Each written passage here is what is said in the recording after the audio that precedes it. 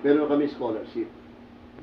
So, ano po, taon-taon, meron kaming mga scholars. Nung dumating mo kasi ako, ang scholarship, ang disenyo ng scholarship dito ay para sa napakaraming estudyante na hindi sumasapat para ipagtuwisan nila.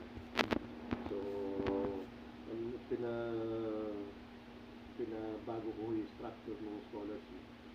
Ang pananaw ko kasi, di baling hindi ganun karami, pero siguradong matutulungan natin magtapos. At least ngayon, meron na kami napapagraduate galing sa pondo ng lokal na pamahalaan para sa edukasyon ng mga bata.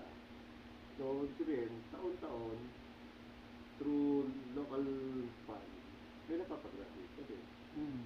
So, hopefully po, kung ulipas ng mga ilang taon pa, marami ng scholars na napag-graduate ang ating normal. Usually, saan school sila ngayon? Normally, itong mga eskwelahang malalapit sa atin, at yung LSTU, meron din namang ibang sumusubok sa Maynila.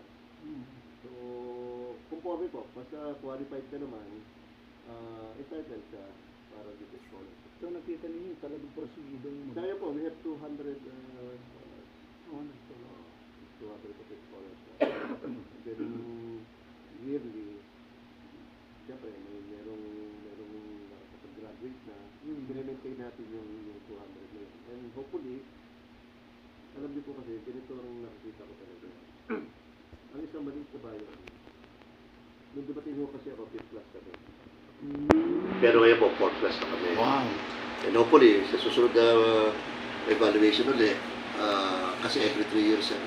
So hopefully,